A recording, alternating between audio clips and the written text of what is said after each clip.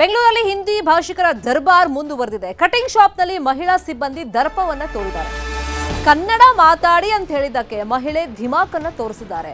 ಗ್ರಾಹಕನಿಗೆ ಬಾಯಿಗೆ ಬಂದಂಗೆ ಬೈದಿದ್ದಾರೆ. ಆ ಮಹಿಳೆ ಕೆಟ್ಟ ಪದ ಬಳಸಿ ಬೈದಿದ್ದಾರೆ ಹಿಂದಿ ಭಾಷಿಕ ಮಹಿಳೆ. ವರ್ತೂರಿನ ಮಧುರಾ ನಗರದಲ್ಲಿ ನಡೆದಿರುವಂತಹ ಘಟನೆ.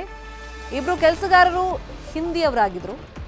ಯಾರಾದರೂ ಕನ್ನಡದವರು ಇದ್ರೆ ಹೇಳಿ ಅಂತ ಹೇಳಿದ್ದಾರೆ. ಅಲ್ಲೇ ಕೆಲಸ ಮಾಡುವಂತ ಹಿಂದಿ ಭಾಷಿಕ ಮಹಿಳೆ ಈ ರೀತಿ ದರ್ಪವನ್ನ ಮೆರೆದಿರೋದು. ಈ ಬಗ್ಗೆ ಯುವಕ ಬೇಸರವನ್ನ ಹೊರಹಾಕಿದ್ದಾರೆ. ಇಷ್ಟೇ ಹೇಳಿದ್ದು ಕನ್ನಡ ಮಾತಾಡಿ ಅಂತ, ಅಷ್ಟಕ್ಕೆ ದರ್ಪ ತೋರಿಸಿದ್ದಾರೆ ಆ ಮಹಿಳೆ. ಕನ್ನಡ ನಾಳೆ ತೋರಿಸ್ತೀನಿ. ಕನ್ನಡದವ್ರು ಗೊತ್ತೇನು ಅಂತ ನಾಳೆ ತೋರಿಸ್ತೀನಿ.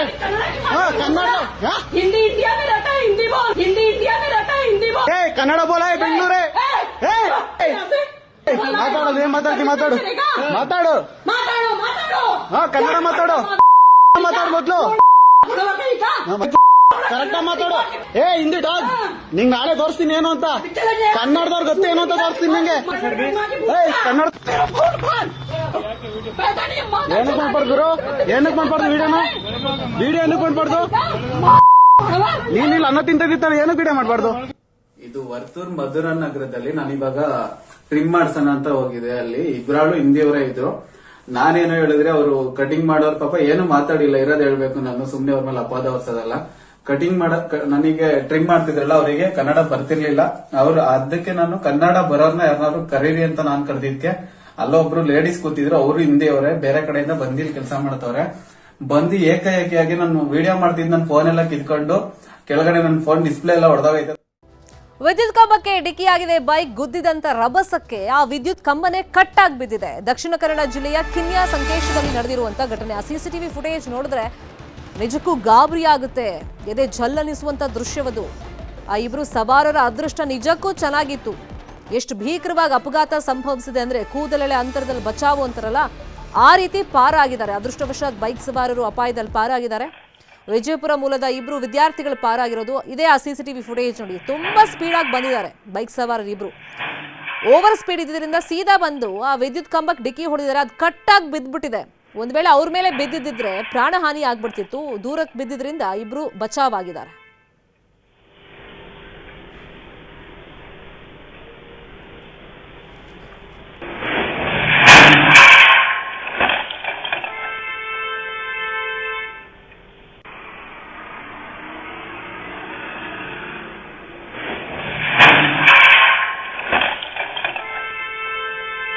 ಮಂಗಳೂರಲ್ಲಿ ನೇಮೋತ್ಸವದ ಸಂದರ್ಭದಲ್ಲಿ ದೈವದ ಉಯ್ಯಾಲೆ ತನ್ನಿಂದ ತಾನೇ ತೂಗಿದೆ. ಬೈಕಂಪಾಡಿ ಕೈಗಾರಿಕಾ ವಲಯದಲ್ಲಿರುವಂತಹ ಕುಡುಂಬೂರು ನಡುಗಿರಿ ದೇವಸ್ಥಾನದಲ್ಲಿ ನಡೆದಿರುವಂತಹ ಅಚ್ಚರಿಯ ಘಟನೆ ಇದು.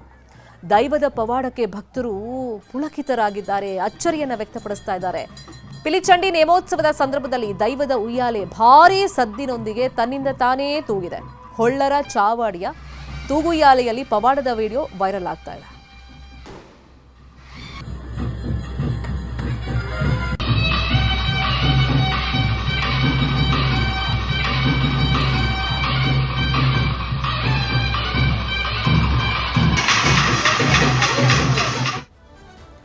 ಪ್ರತಿಷ್ಠಿತ ದೇಶೀಯ cricket tourney Ranji trophy semifinal ಪಂದ್ಯದಲ್ಲಿ ಉತ್ತರಾಖಂಡ್ ವಿರುದ್ಧ ಕರ್ನಾಟಕ ಭರ್ಜರಿ ಪ್ರದರ್ಶನವನ್ನು ನೀಡಿದೆ. ಲಕ್ನೋದ ಏಕನಾ ಕ್ರೀಡಾಂಗಣದಲ್ಲಿ ನಡೆಯುತ್ತಿರುವಂತಹ ಪಂದ್ಯದಲ್ಲಿ ಕರ್ನಾಟಕ ಮೊದಲ ಇನ್ನಿಂಗ್ಸ್ನಲ್ಲಿ 736 ರನ್ಗಳಿಗೆ ಆಲ್ಔಟ್ ಆಗಿದೆ. ಕರ್ನಾಟಕ ಪರ ರಾಹುಲ್, ದೇವದತ್ ಪಡಿಕ್ಕಲ್ ಹಾಗೂ ಸ್ಮರಣ್ ರವಿಚಂದ್ರನ್ ಶತಕ ಗಳಿಸಿದರೆ ಕರಣ್ ನಾಯರ್, ಹೃತಿಕ್ ಕೃಷ್ಣ, ವಿದ್ಯಾಧರ್ ಪಾಟೀಲ್ ಅರ್ಧ ಶತಕವನ್ನು ಸೇರಿಸಿದ್ದಾರೆ.